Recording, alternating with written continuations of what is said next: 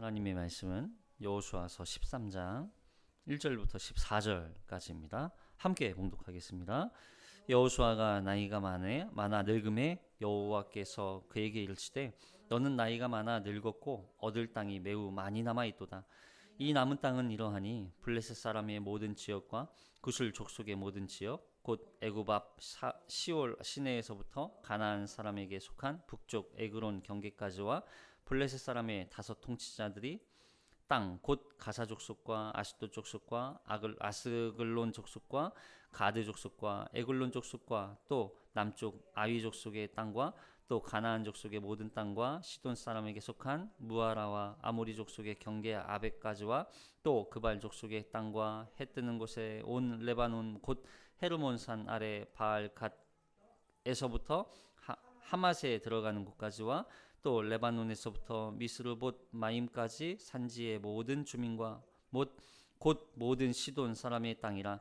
내가 그들을 이스라엘 자손 앞에서 쫓아내리니 너는 내가 명령한 대로 그 땅을 이스라엘에게 분배하여 기업이 되게 하고 너는 그 땅을 아홉 지파와 므낫세 반 지파에게 나누어 기업이 되게 하라 하셨더라.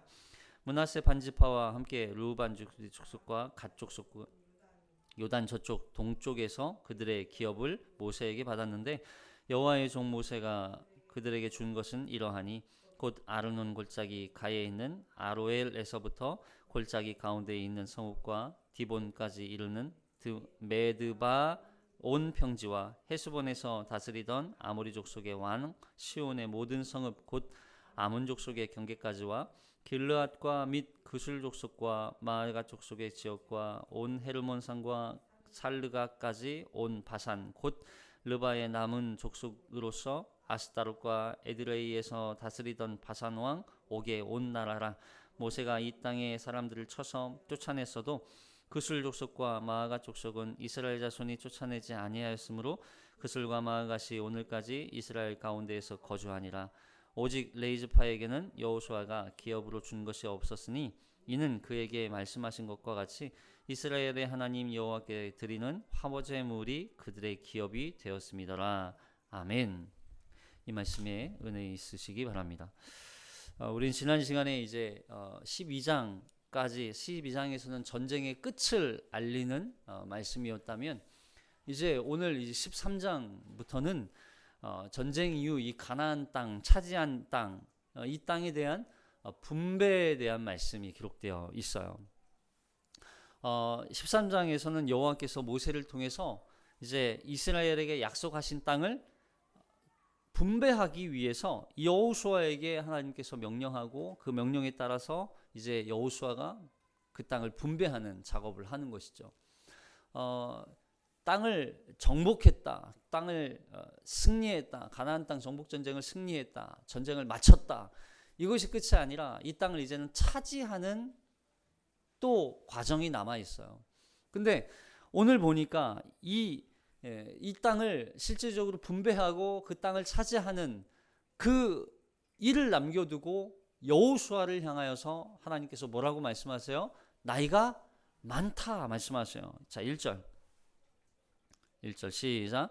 여호수아가 나이가 많아 늙음에 여호와께서 그에게 이르시되 너는 나이가 많아 늙었고 얻을 땅이 매우 많이 남아 있도다. 아직도 얻을 땅이 많이 남아 있는데 이제 들어가서 차지하고 그 땅을 기경하고 다스리고 계속 이제 그 땅에서 거주해서 살고 이제 또 아직 남아 있는 땅 중에 또 아직 몰아내지 않은 진멸하지 않은 이 가나안 족속 또 부족들이 또 살고 있는 땅이 있단 말이죠. 그 땅을 또 몰아내고 그들을 진멸하고 또 이스라엘 백성들이 땅을 분배받아서 그 땅을 이제 하나님의 나라로 그 땅을 차지하고 살아야 하는데 여호수아의 나이가 많다는 거예요. 우리말에도 이 세월 앞에 장사 없다라는 말이 있죠. 여호수아도 세월 앞에 장사가 될 수 없었어요. 근데 이 말씀이 단순히 나이가 많아서 늙었다는 그렇구나, 이 연세, 이 몸의 나이, 육체적인 나이에 이 많다는 이야기도 있지만 사실 여호수아의 나이가 죽을 때 이 나이가 110세 정도였으니 110세였으니까 이제 가나안 땅 정복이 끝날 때 이때쯤이면 나이가 거의 100세가 다 된 시기예요. 그러니까 젊은 시절부터 행군과 전투로 일생을 살아온 이 여호수아도 기력이 쇠하고 더 이상 전쟁을 이끌 수 있는 힘이 없는 거죠. 더군다나 앞서 11장 마지막에서 전쟁이 그쳤다라고 말했는데 여기 13장에 와서 아직 얻을 땅이 매우 많이 남아있다라고 말씀하시니까 가나안 땅 전체에 대한, 그러니까 가나안 땅 전체에 대한 어떤 이 정복, 진멸 전쟁이 비로소 끝은 났지만 그러나 그렇다고 해서 그 땅에 아직 부수적으로 곳곳에 남아있는 이 가나안 족속 부족에 대한 진멸 전쟁은 아직 끝이 나지 않았다는 거예요. 그래서 땅 전체에 대한 하나의 이제 모든 왕들 31왕을 다 진멸해 죽였잖아요. 그러니까 더 이상 하나님의 군대를 이스라엘 백성들을 향한 어떤 저항이나 대적은 사라졌지만 그리고 그 왕들 가나안 족속들의 왕들에 대한 그 모든 진멸이 끝났음으로 말미암아 이 가나안 땅에 대한 진정한 통치 그리고 지배권 이것이 이스라엘 백성들에게 주어졌죠. 그러나 아직 정복해야 할 땅이 부분적으로 남아있기 때문에 실제적인 정복은 끝이 나지 않았다는 걸 우리에게 보여주고 있는 거예요. 결국 이 남은 부분의 땅까지 여호수아가 직접 정복하기에는 그가 아직 나이가 아직 많이 있다. 너무 많았고 늙었다는 이야기예요. 그러면 이 말은 가나안 땅을 정복하는 이 일을 여호수아에서 이제는 끝이 나고 이제는 누구에게 그 역할이 넘겨지는 거예요? 다음 세대에게 또한 넘겨지게 되는 거예요. 우리가 다음에 보겠지만 여러분 이 여호수아 때 차지하지 않은 이 땅이 나중에 이 사사기에 가면 상세 이 여호수아서 뒤에가 바로 이 사사기잖아요. 그러니까 여호수아 때 정복하고 차지하지 못한 몰아내지 못했던 부족 족속들에 대한 그들의 이 잘못된 우상 숭배와 그들의 문화와 그들의 어떤 삶의 방식들, 그들의 어떤 하나님 섬기지 않는 그들의 모습들을 결국에는 답습하게 되는 거예요. 그래서 그 일로 인하여서 결국 하나님의 진노가 이들에게 임하게 되는 걸 우리는 보게 되는 거죠. 그러니까 다음 세대에게 주어진 이 참 무거운 숙제죠. 사실은 부모 세대가 이걸 모든 걸 다 해주면 그냥 차지하고 들어가서 살면 좋은데 하나님께서 이들에게 이 땅을 남겨두게 하셔서 결국에는 이 다음 세대로 하여금 어떻게 이 가나안 족속을 몰아내는 것이 얼마나 중요한 얼마나 필요한 일이었는지를 다시 한번 그들에게 상기시켜 주기 위한 목적이 이 안에 담겨 있게 되는 거예요. 그래서 결국에는 이 여호수아에게는 이 정복 전쟁은 여호수아로 하여금 모든 걸 이루게 하셨지만 이제 땅 분배에 대한 역할을 이제 여호수아에게 또 맡겨주죠. 그러니까 이 역할에 바뀌어요. 땅 정복은 이제 여호수아에게 모든 걸 다 이루었고 이제 땅 정복한 그 땅을 분배하는 일을 여호수아에게 맡겨줘요. 그래서 여호수아로 하여금 그 땅을 분배하게 해서 그 땅을 차지하게 들어간 이 12지파 이들에게서 그 땅을 마침내 다 그 족속 그 땅 가운데 살고 있는 족속들을 몰아내고 온전히 하나님의 이스라엘 백성들 하나님의 백성들로 하나님의 나라로 그 땅을 정복해 나가야 할 역할이 다음 세대에게 주어지는 거예요. 그게 이제 너무 중요한 이 가나안 정복 전쟁에 남아있는 과제가 되는 것이죠. 자, 볼게요. 2절부터 보시면 아직 정복하지 못한 땅에 대해서 설명해 주고 있어요. 자, 2절부터 시작. 이 남은 땅은 이러하니 블레셋 사람의 모든 지역과 구슬 족속의 모든 지역 곧 애굽 앞 시올 시내에서부터 가나안 사람에게 속한 북쪽 에그론 경계까지와 블레셋 사람의 다섯 통치자들의 땅 곧 가사 족속과 아스돗 족속과 아시골론 족속과 가드 족속과 에글론 족속과 또 남쪽 아위 족속의 땅과 또 가나안 족속의 모든 땅과 시돈 사람에게 속한 무아라와 아모리 족속의 경계 아베까지와 또 그발 족속의 땅과 해 뜨는 곳에 온 레바논 곧 헤르몬 산 아래 바알갓에서부터 하맛에 들어가는 곳까지와 또 레바논에서부터 미스르복 마임까지 산지의 모든 주민 곧 모든 시돈 사람의 땅이라.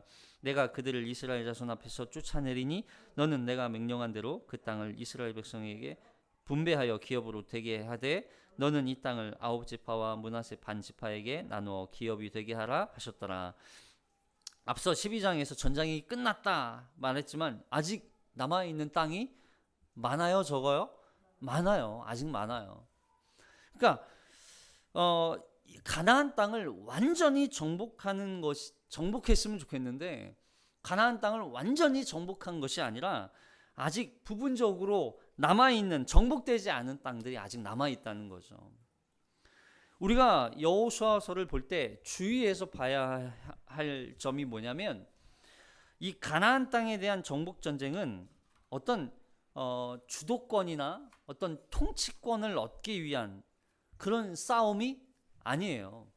가나안 땅을 통치할 수 있는 건 이스라엘 백성들이야. 이제는 가나안 땅의 주도권, 통치권은 이스라엘 백성들에게 있어.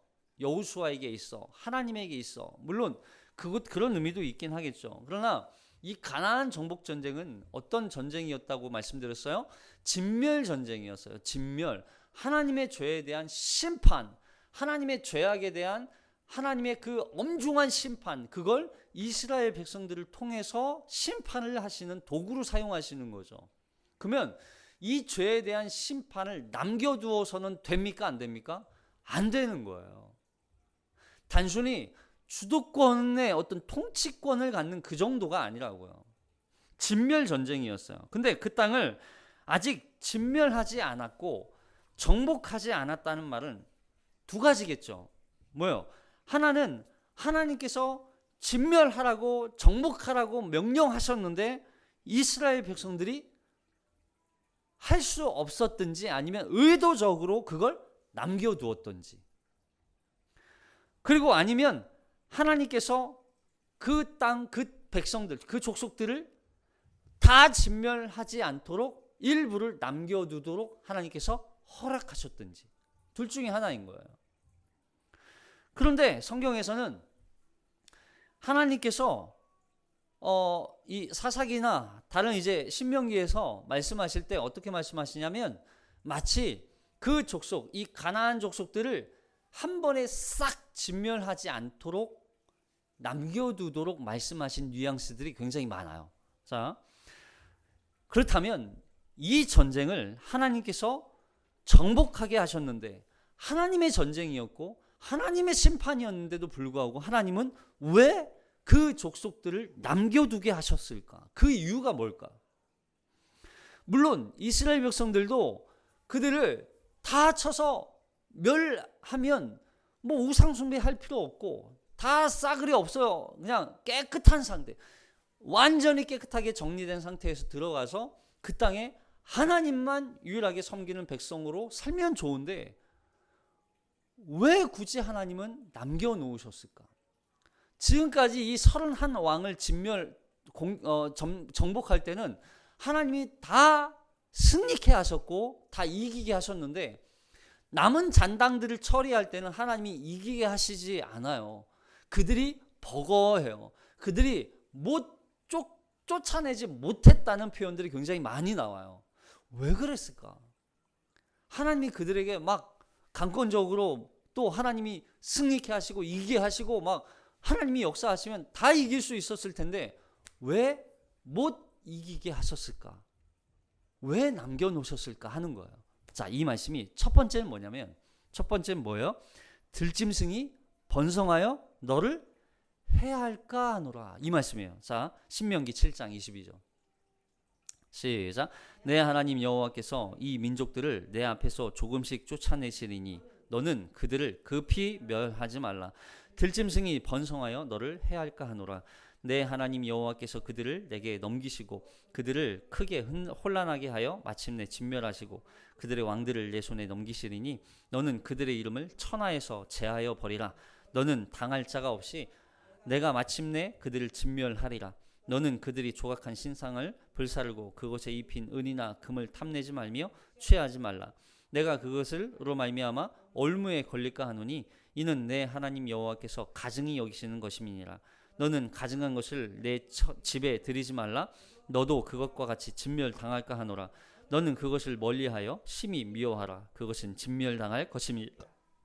여러분, 전쟁에서 이스라엘 백성들이 전쟁에서 다 진멸했어요. 그러면 그 땅은 황폐해지겠죠. 아무것도 없어요. 다 무너뜨리고 불사르고 다 죽였기 때문에 남아있지 않아요. 황폐해져요. 그러면 그 황폐해진 곳에 가나안 땅이 오히려 뭐가 더 많아질까요? 들짐승이 더 많아진다는 거예요. 들짐승이 더 많아질 수 있다는 거예요. 그런데 이 들짐승이 단순히 들에 사는 어떤 야생 짐승들 이것만 의미하는 게 아니라 여기서 말한 이 들짐승은 여기 25절에 가면 우상과 같은 가증한 것으로 말씀하세요. 무슨 얘기냐면 너무 급하게 정복하다가 금이나 은으로 입힌 신상들, 그런 신상과 같은 그런 가증한 것들에 이스라엘 백성들이 손을 댈 수 있어요, 없어요? 있어요, 없어요? 있어요. 그래서 가나안 이 신상들 중에는 값비싼 이 은이나 금으로 덮여 있는 도금된 그런 신상들이 있었기 때문에 이걸 깨버리고 완전히 조각내버리고 불태워버리기에는 아까웠을 거예요. 그러니까 급히 멸하지 말고 그것들을 급히 멸하다가 그들이 신중하지 않은 상태에서 급히 멸하다가 오히려 그 우상 신들을 그들이 하나라도 가져오거나 또는 그것들을 실수하지 않도록, 그런 우상 숭배에 빠지는 것을 실수하지 않도록, 그래서 신중하고 확실하게 그 우상들을 진멸하도록 하나님께서 염두에 두고 말씀하셨던 거예요. 그러니까 들짐승이 번성하여서 너를 해한다, 이 말은 별거 아니었다고 생각했던, 에이 뭐 이 정도야, 그냥 이쯤이야, 별거 아니겠지 했던, 그냥 방치하고 있었던 그 우상들에게 결국 그들의 마음이 어떻게 해요? 빼앗기고 그들의 마음이 빠져서 들짐승이 번성하게 되어서 더 이상 손쓸 수 없을 만큼 우상 숭배에 빠져버리는 그래서 그 우상 숭배에 빠지면 그 가증한 일로 말미암아 하나님으로부터 진멸당하게 될 것을 하나님께서 염두에 두시고 말씀하셨던 거예요. 결국에는 들짐승이 번성하여 너희를 해할까 하노라, 이 말씀은 뭐예요? 너희가 그 들짐승, 우상 숭배, 또 가증한 것, 그것들을 진멸할 때 신중하고 또 확실하게 진멸해야 한다는 것을 염두에 두고 말씀하셨던 거예요. 그래서 남겨두고 하나님께서 그들을 급하게 진멸하지 않도록 하나님께서 미연에 방지하도록 말씀해 주셨던 거죠. 자, 그리고 두 번째는 뭐냐면 전쟁을 알지 못하는 이스라엘 다음 세대들, 이스라엘 자손들, 자식들이죠. 그 다음 세대들을 하나님께서 시험하기 위해서였어요. 여기 사사기에 보면 3장 1절에 시작. 여호와께서 가나안의 모든 전쟁들을 알지 못한 이스라엘을 시험하려 하심에 이스라엘 자손의 세대 중에 아직 전쟁을 알지 못하는 자들에게 그것을 가르쳐 알게 하려 하사 남겨두신 이방 민족들은 블레셋의 5군주들과 모든 가나안 족속과 시돈 족속과 바알 헤르몬 산에서부터 하만 입구에 레바논 산에 거주하는 히위 족속이라 남겨두신 이 이방 민족들로 이스라엘을 체험하사 여호와께서 모세를 통하여 그들의 조상들에게 이르신 명령들을 순종하는지 알고자 하였더라. 여기 블레셋 왕들 여기 지금 차지하지 못했던, 지금 여기에 말씀하셨던 남은 땅은 이러하니라 블레셋과 사람의 모든 지역과 구술 족속 모든 지역과, 여기에 나오는 족속과 이 족속들이 거의 일치합니다. 그러니까 무슨 얘기냐면 가나안 정복 전쟁에서 아직 차지하지 않은 그 땅들에 대한 이 정복 전쟁을 하나님께서 남겨두신 이유가 뭐예요? 가나안 정복 전쟁 이 땅을 차지하기 위해서 얼마나 치열하고 얼마나 잔혹한 전쟁을 치러야 했는지 그 희생과 그 고통을 너희가 아느냐? 여러분, 단순히 그 다음 자녀들에게 이걸 가르치기 위한 목적이 아니라 이 이스라엘 다음 세대들에게 하나님의 명령에 순종하고 복종하는 것이 얼마나 중요한지 보여주는 거예요. 그래서 진짜 전쟁은 땅을 차지하는 것이 아니라 하나님의 명령에 대한 순종에 대한 전쟁을 가르치기 위해서 하나님께서 아직 남겨두셨다는 거예요. 순종이에요, 결국에는. 근데 이스라엘 자손들이 순종하는 듯 보였지만 결국에는 어떻게 합니까? 불순종하죠. 오히려 가나안 족속과 혼인하고 그들의 우상을 섬기고 그들의 우상을 그들이 오히려 더 사랑하게 되는 그런 죄악에 빠져요. 그 결과 어떻게 되는지 볼까요? 자, 5절부터. 사사기 3장 5절 시작. 그러므로 이스라엘 자손은 가나안 족속과 헷 족속과 아모리 족속과 브리스 족속과 히위 족속과 여부스 족속 가운데에 거주하면서 그들의 딸들을 맞아 아내로 삼으며 자기 딸들을 그들의 아들에게 주고 또 그들의 신들을 섬겼더라. 이스라엘 자손이 하나님 여호와의 목전에 악을 행하여 자기들의 하나님 여호와를 잊어버리고 바알들과 아세라들을 섬긴지라. 여호와께서 이스라엘에게 진노하사 그들을 메소포다미아 왕 구산 리사다임의 손에 파셨으므로 이스라엘 자손이 구산 리사다임을 8년 동안 섬겼더라. 이스라엘 자손이 여호와께 부르짖음에 여호와께서 이스라엘 자손을 위하여 한 구원자를 세워 그들을 구원하게 하시니 그는 곧 갈렙의 아우 그나스의 아들 운니엘이라. 여호와의 영이 그에게 임하였으므로 그가 이스라엘의 사사가 되어 나가서 싸울 때에 여호와께서 메소포다미아 왕 구산 왕 리사다임을 그의 손에 넘겨주심에 운니엘의 손이 구산 리사다임을 이기니라. 그 땅이 평온한 지 40년에 그나스의 아들 운니엘이 죽었더라. 뭐예요? 결국 가나안 정복 전쟁, 여러분 이 땅 이 전쟁에 대한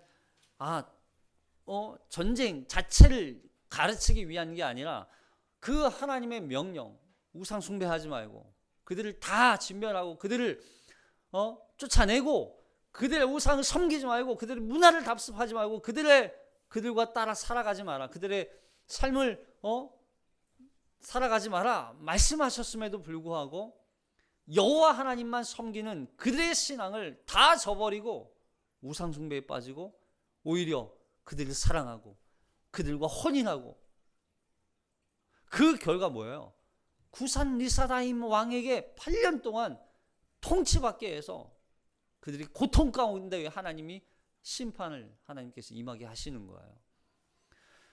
이게 가나안 땅 정복 전쟁을 통해서 궁극적으로 하나님께서 승리케 하셔야 한다는 것과 그 승리를 위해서는 반드시 뭐가 필요해요? 하나님의 명령에 대한 순종. 그 순종을 그 조상들, 이 가나안 정복 전쟁에 임했던 여호수아와 그 세대에게 요구하시는 게 아니라 그 순종을 그 자녀 세대에게도 요구하고 계시는 거예요.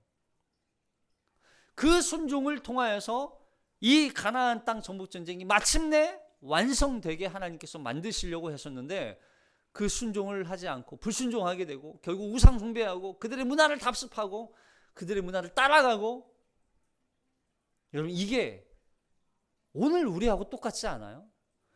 오늘날 우리의 문화와 똑같아요. 우리가 예수 그리스도께서 우리에게 승리를 주셨어요.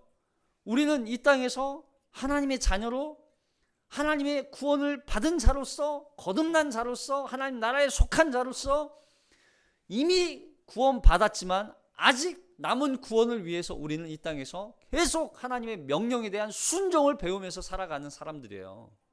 근데 그 순종을 오히려 세상 문화를 배우고 세상 문화를 우상 문화를 따라가고 세상을 마치 우상으로 섬기면서 하나님을 버리고 아니면 하나님과 세상을 겸하여 섬기면서 살아가는 그 인생을 살아가는 자들에게 똑같이 말씀하시는 거예요.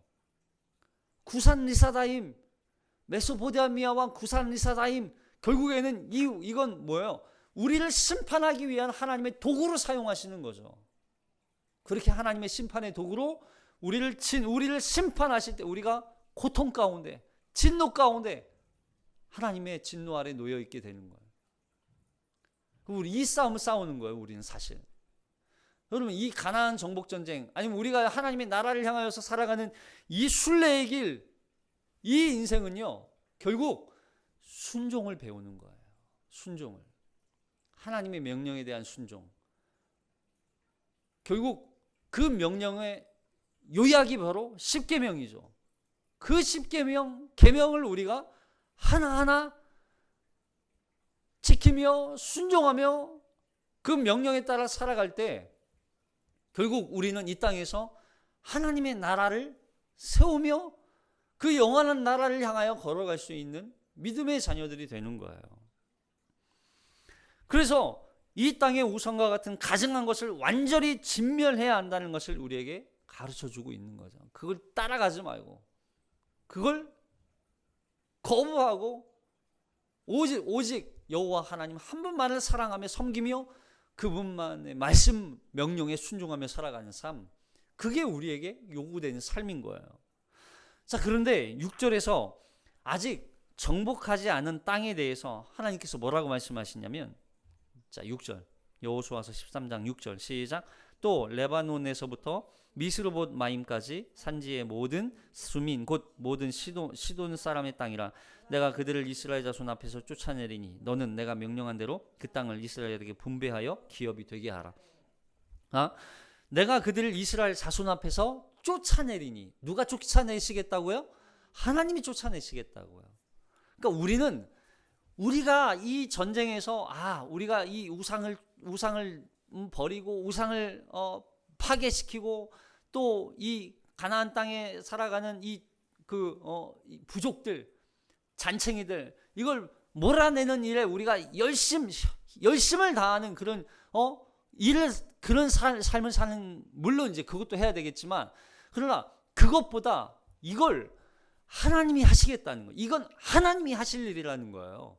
그들을 쫓아내는 일을 하나님이 하시겠다는 거예요. 우리가 해야 할 일은 뭐예요? 순종이에요. 순종. 우리가 해야 할 일은 단순히 하나님의 명령에 대한 순종이에요. 그러면 나머지 그 우상 쫓아내 진멸을, 그들의 족속들을 몰아내는 일을 하나님이 하시겠다는 얘기예요. 우리가 싸우는 일에 집중하다 보면 하나님의 명령에 대한 순종을 할 수가 없게 되는 거예요. 그러나 우리가 하나님의 명령에 대한 순종을 하게 되면 하나님이 싸워 이기게 하시겠다는 거예요. 우리는 하나님의 명령에 대한 순종, 이걸 계속 우리는 점검하는 거예요. 내가 과연, 너는 나 외에는 다른 신들을 내게 두지 말라. 과연 나는 우상 숭배를 하고 있지는 않는가? 과연 나는 여호와 이름을 망령되게 부르고 있지는 않은가? 하나님과 나 사이에 어떤 장애물도 있지는 않은가? 내가 정말 안식일을 기억하여서 거룩하게 지키고 있는가? 하나님을 참되게 예배하고 있는가?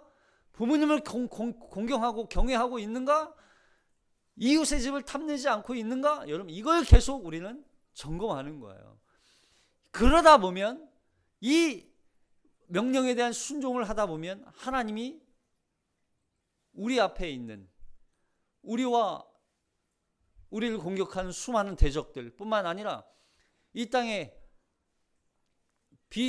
하나님을 대적하는 수많은 하나님의 대적들을 몰아내시고 우리가 하나님 나라의 백성으로 살아가는 그 삶의 인생을 하나님께서 우리의 이 나라를 이루어 가시겠다는 거예요. 결국 우리의 싸움의 결과는 항상 하나님께 있고 우리가 원하는, 우리에게 요구하시는 건 순종을 요구하시는 거예요.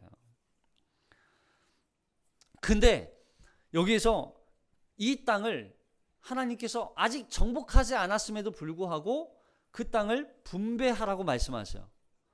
아직 정복하지 않았는데, 아직 몰아내지 않았는데, 쫓아내지 않았는데 그 땅에 대해서 미리 하나님이 분배하게 하세요. 자, 8절부터 14절까지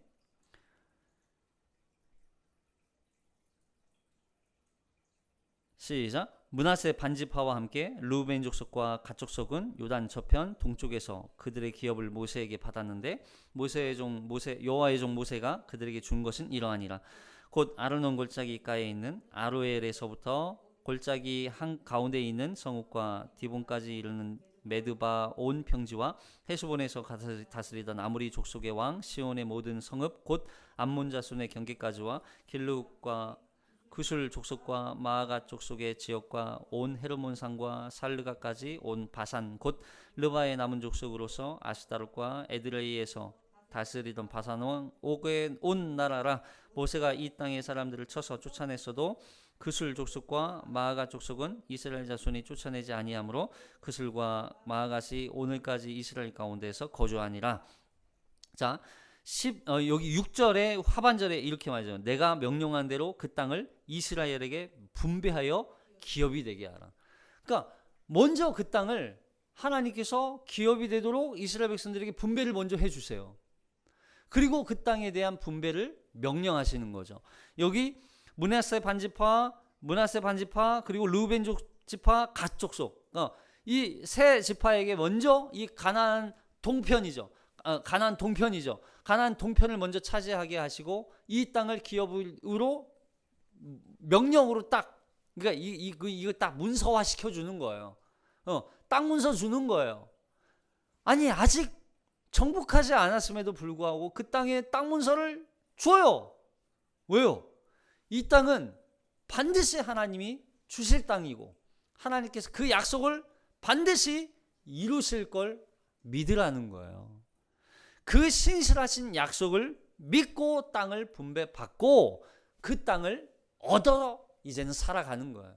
그럼 이게 마찬가지예요. 무슨 얘기냐면 여러분, 우리가 구원받는 순간, 우리가 예수 그리스도를 믿음으로 영접하고 그 부르심의 소명과 참된 회심과 또 거듭남과 중생과 그 모든 구원의 역사를 다 받은 이후부터 하나님의 나라는 우리에게 주어진 겁니까? 아직 주어지지 않은 겁니까? 이미 우리는 하나님의 나라를 얻었어요. 이미 우리는 그 나라를 얻은 자들이라고요. 이스라엘 백성들이 아직 정복해야 할 땅이 아직 남아있음에도 불구하고 그 땅은 이미 이스라엘 백성들이 얻은 땅이에요. 우리도 마찬가지. 우리가 하나님의 나라에 예수 그리스도를 말미암아 구원받은 자들에게는 이미 하나님의 나라가 주어졌어요. 근데 그 땅을 우리가 들어갔습니까? 안 들어갔습니까? 아직 안 들어갔어요.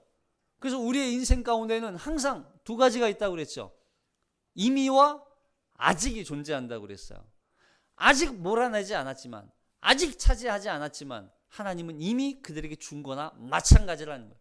우리 마찬가지예요. 그래서 우리가 하나님의 나라를 이미 얻었어요. 이미 얻었어요. 그 땅을 우리가 눈으로 직접 보고 우리가 들어가고 우리가 차지하지 않았음에도 불구하고 그 땅은 이미 우리에게 주어진 거예요. 이미 얻었고 아직이에요. 아직 그 땅을 얻기 위해서 우리는 하나님의 명령에 순종하며 살아가는 거예요. 우리는 그래서 이미 얻은 땅을 소유한 자로서 살아가기 때문에 우리는 이 땅에서 어떤 다른 세상의 어떤 것으로 만족하며 사는 것이 아니라 우리는 오직 하나님의 나라를 얻은 자로서 살아가는 거예요. 이미 얻은 자로서.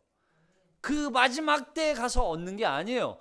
그때는 그 땅을, 그 하나님의 나라를 우리는 그때 그냥 누리는 거예요.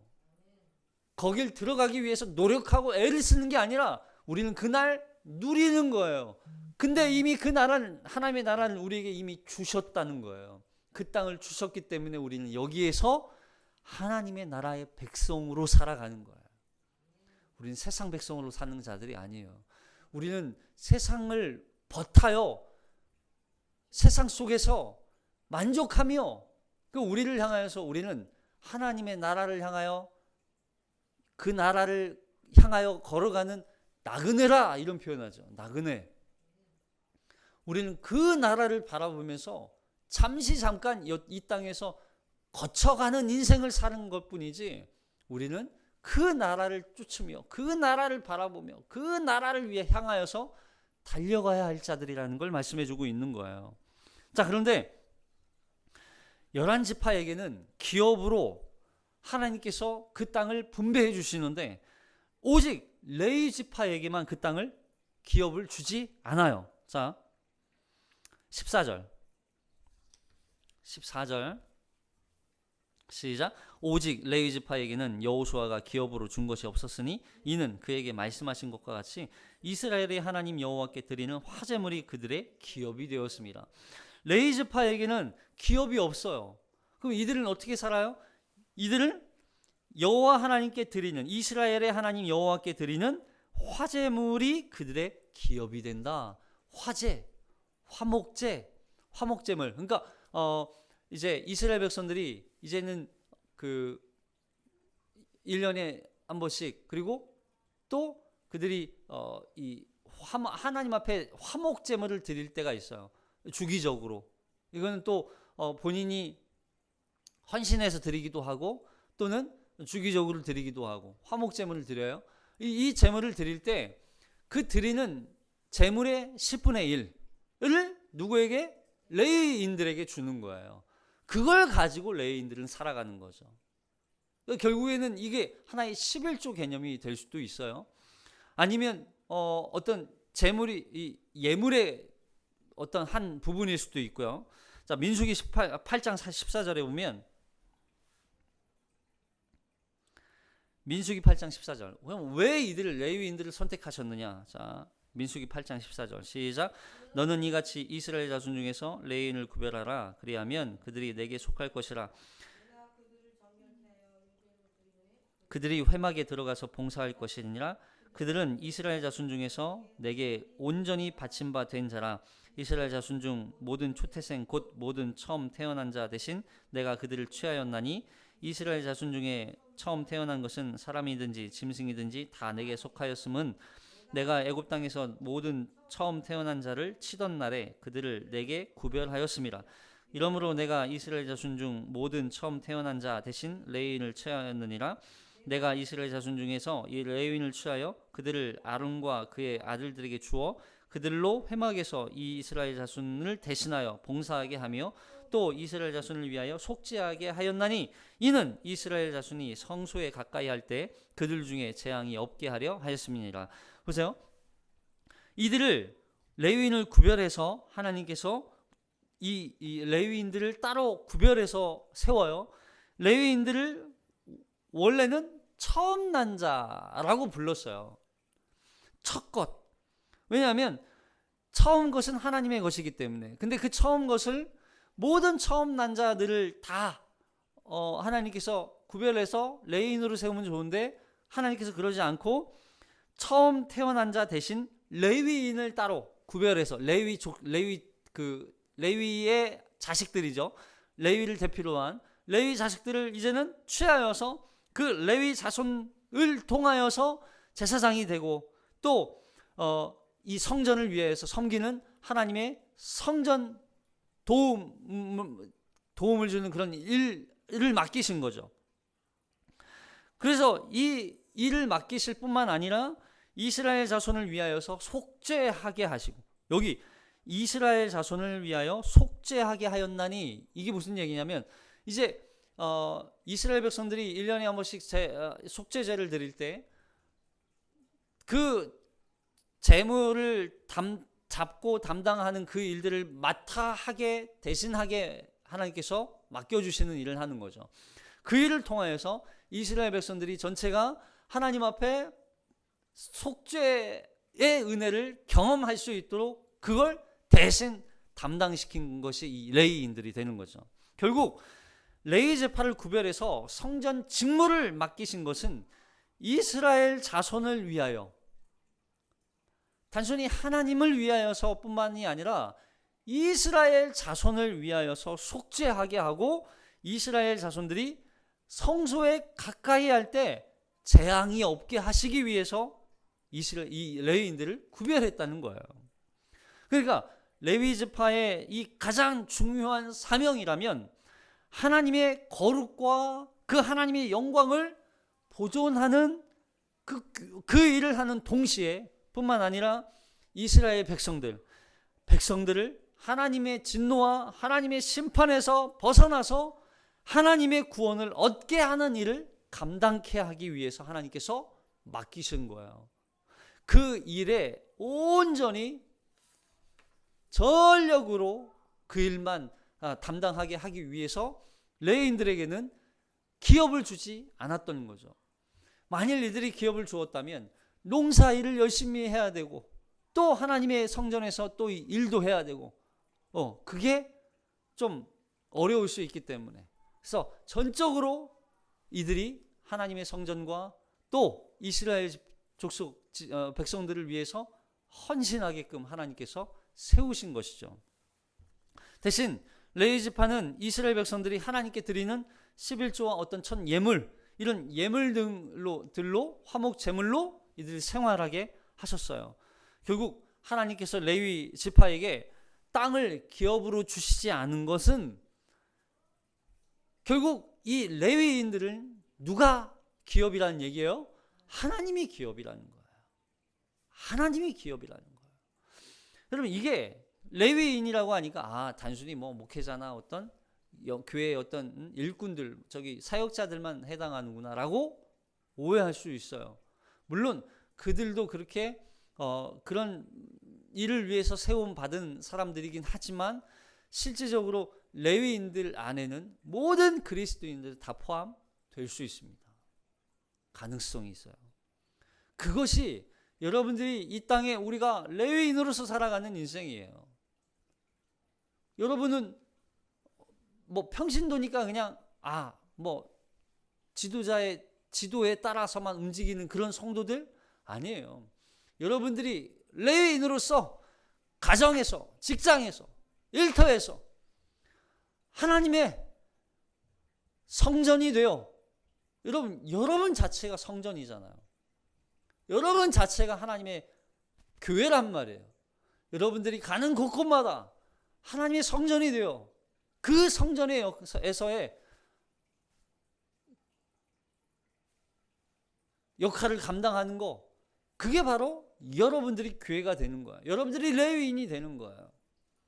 그래서 그 일을 위해서 여러분들이 하나님의 레위인으로 하나님의 거룩한 성전을 섬기며 또 가정을 섬기며 또 직장을 섬기며 또 학교를 섬기며 그곳에서 아직 속죄, 죄사함, 구원이 필요한 그 죽어가는 영혼들을 살리기 위해서, 하나님의 구원의 은혜를 베풀기 위해서 여러분들이 친히 그 일들을 감당하는 자로서 살아가는 거, 그게 레위인이 될 수도 있는 거예요.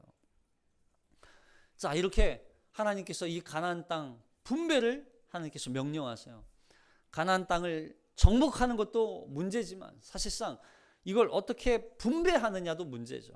그리고 그 땅을 차지하고 그 땅에서 살아가는 게 이제는 남겨둔 숙제예요. 그럼 이건 우리 조상 세대만 해줄 수 있는 일이 아니라 이건 모든 그리스도인들이 다 함께 감당해야 할, 또 그 일을 위해서 하나님께서 우리에게 요구하시는 것은 바로 순종이라는 것을 기억하시기 바랍니다. 우리는 평생 동안 한 가지예요. 순종 싸움 하는 거예요. 하나님의 명령에 대한 순종, 하나님 한 분만을 사랑하고 섬기고 하나님 한 분만께 영광 돌리는 그 삶을 살아가는 거, 그게 우리의 사명이라는 것. 그 말씀 앞에 순종하며 한 주 동안 우리가 살아갈 그 가나안 땅, 이 세상 가운데서 오직 하나님의 영광만 드러내고 하나님의 말씀으로 정복해 나가는 저와 여러분이 되시기를 주님의 이름으로 축복합니다. 기도하겠습니다.